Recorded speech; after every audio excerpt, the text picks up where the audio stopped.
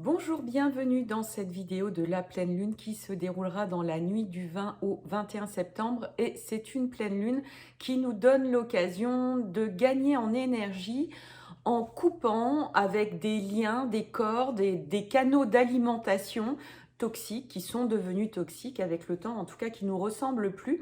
Et en coupant avec ces canaux, avec certaines matrices justement qui nous ont peut-être nourris jusque-là, eh bien, on va gagner en espace de puissance, mais une puissance qui nous réaligne vraiment avec nous-mêmes, avec notre propre source, parce que finalement, quand on reste alimenté à des choses qui nous ressemblent plus, eh bien, on perd énormément d'énergie et finalement, ce qui est un petit peu pervers, c'est qu'on va plutôt alimenter des matrices obsolètes, finalement, alors que si on retrouve une connexion à notre propre source, ben, on gagne énormément en énergie, en foi, en vitalité, en joie. Donc avec cette carte, on va entrer un peu plus dans le concret, c'est-à-dire qu'ici, vous voyez, on a une opposition entre le soleil qui se trouve dans la Vierge et la lune qui se trouve dans le signe du poisson. Et la matrice, très clairement, c'est le poisson, parce que le signe du poisson, c'est le grand tout, c'est ce grand ventre finalement qui nous alimente. On voit bien que l'océan, c'est extrêmement riche, on a tout à disposition, mais au bout d'un moment, et on voit bien que la lune, elle arrive en toute fin de ce signe, qu'elle est prête à naître dans le signe du bélier, elle est prête à émerger dans ce signe du bélier qui nous ramène à notre pulsion de vie personnelle qui est très très juste pour nous, qui nous raccorde à notre vérité, qui est instinctuelle, très animale même. Et on voit bien que là, cette lune, elle est finissante. On termine ce monde de la matrice pour rentrer dans du bélier, dans quelque chose qui est beaucoup plus en accord avec soi, mais ça a peut-être demandé un temps nécessaire de gestation. Ces matrices, encore une fois, c'est des lieux de gestation. Donc, il ne s'agit pas de dire que c'est pas bon. C'est juste que la vie nous montre qu'il y a des étapes à tout et que finalement, quelque chose qui va être bénéfique à un certain moment, va être vraiment sclérosant, intoxicant à un autre moment, et que quand il s'agit de naître, c'est comme un bébé, si on disait il va rester 12 mois dans le ventre alors que c'est 9 mois, il va mourir, il va être intoxiqué parce qu'il y a ce moment où il y a cette nécessité de naître. Et puis, on a donc ce soleil qui est notre lieu d'éclairage, qui est le lieu de conscience, c'est ça le soleil finalement, c'est là où on est éclairé, qui se trouve dans le signe de la Vierge. Or, la Vierge qui fait opposition au poisson, comme quoi le zodiaque est un système de réflexion extrêmement riche parce que tout est très bien équilibré et autant on a une matrice dans le poisson, autant on a une coupeuse de cordon dans la Vierge et là, on a double coupure de cordon puisque la Vierge est associée à Mars. Mars est aussi une planète qui est d'ailleurs la planète du Bélier, qui nous invite à couper avec certaines choses et à être en accord avec ce qui résonne très profondément en nous. Donc voilà ce qui est animé avec le ciel et plus que jamais, on peut être en conscience de cette tétine, peut-être, je vais prendre des mots assez forts, de cette tétine qui nous donne un lait intoxiqué aujourd'hui, alors que c'était peut-être un lait qui était bien nourricier avant. Et donc la grande question de cette pleine lune, peut-être la grande prise de conscience, c'est quelle est cette matrice de laquelle il s'agit de naître aujourd'hui, quelle est cette matrice qui est devenue obsolète pour nous-mêmes. Et ça peut être vraiment plein de choses. Il s'agit vraiment de s'interroger sur, ok, là je sens bien que j'ose pas quitter ce truc parce que, ou couper quelque chose, c'est pas forcément se séparer de quelque chose, ça peut être vraiment très subtil et très multiple et très en accord avec soi. Il n'y a pas une recette unique pour se libérer. Et c'est vraiment dans notre gestation interne que les réponses vont venir. Mais quel est pour nous cet endroit où finalement on est encore à la mamelle, clairement, c'est pas négatif parce que c'est vraiment très universel. Et où est-ce qu'il s'agit de s'émanciper, où est-ce qu'il s'agit tout au moins de prendre conscience de l'égrégore. C'est peut-être un égrégore. Alors pour redéfinir l'égrégore, c'est finalement ces grands nuages nuages invisibles mais très très palpables quand on est un petit peu en alerte de ça, des nuages d'inconscient collectif qui vont porter tout un tas de choses. Alors il y en a qui sont effectivement nourriciers et d'autres qui vont être vraiment intoxicants pour nous.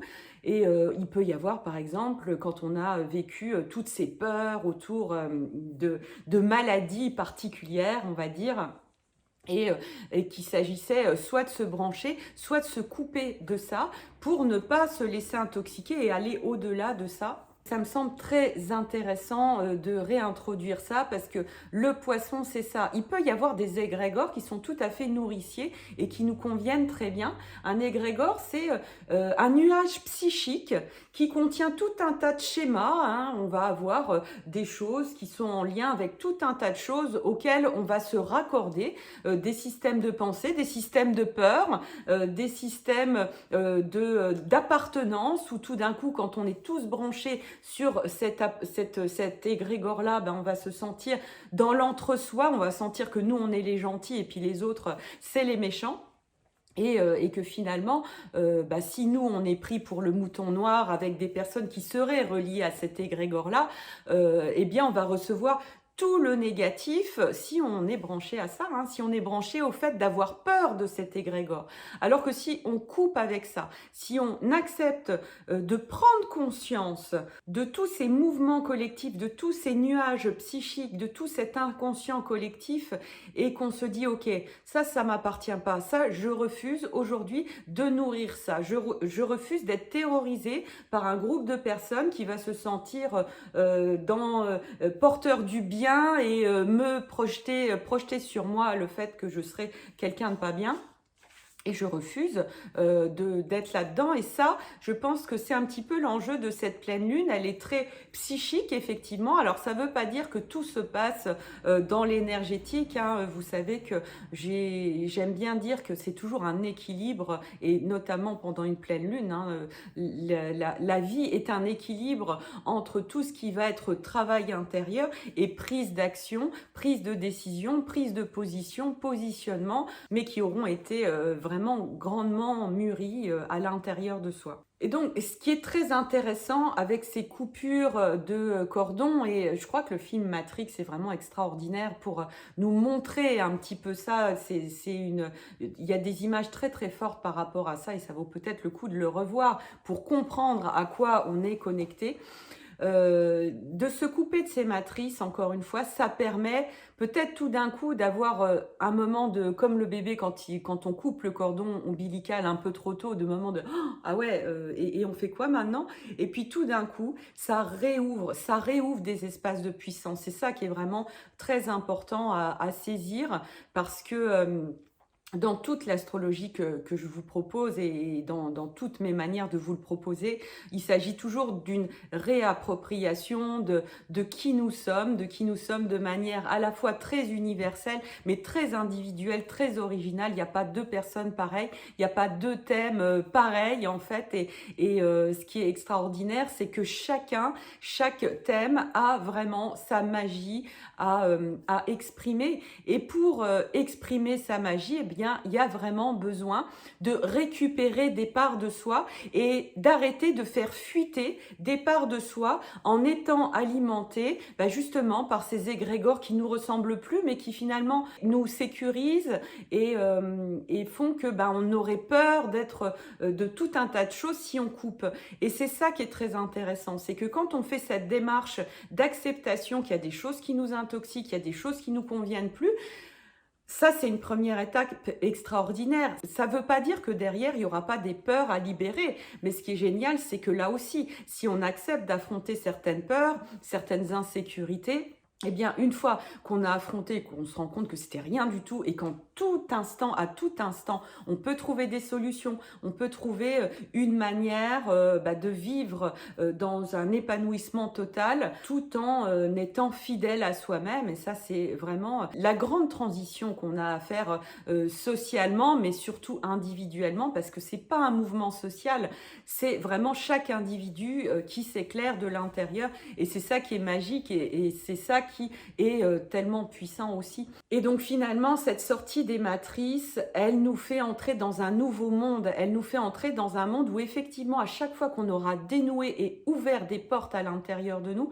eh bien, on va voir des opportunités qu'on va pouvoir saisir et se mettre en mouvement pour les saisir. Ça ne se fait pas que par l'esprit, ça se fait évidemment dans une alliance entre le corps et l'esprit, entre la mise en mouvement et la connexion avec le plus beau, d'autant plus qu'on arrive bientôt à la saison de la balance, à la saison de l'harmonie.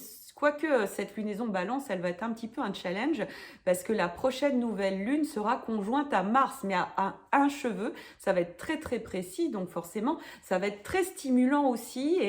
Et en même temps, quand c'est stimulant, bah, c'est super, il y a de la vie. Il ne faut pas oublier que Mars peut nous embêter, nous amener toutes sortes d'ennemis, entre guillemets, mais c'est aussi un grand stimulateur et un grand porteur de vie. Donc, si on n'a pas peur de la vie, il n'y a pas de raison d'avoir peur de Mars. Voilà, donc j'ai vraiment à cœur de vous partager cette lunaison qui est une lunaison de fin de saison. On va rentrer ensuite dans le renouveau qui va se passer avec la balance qui est un signe cardinal. Et donc le fait de bien préparer ça, de bien faire en sorte de couper avec ce qui nous ressemble plus et de nous raccorder ensuite avec d'autres choses qui vont beaucoup plus nous nourrir tel qu'on est, eh bien ça va vraiment préparer cette intégration de la puissance intérieure dont on aura besoin effectivement pour la suite, pour la prochaine lunaison. Écoutez, voilà, c'est ce que j'avais envie de vous dire aujourd'hui. Je vous souhaite une très très très belle pleine lune. Je vous dis à très bientôt. Au revoir.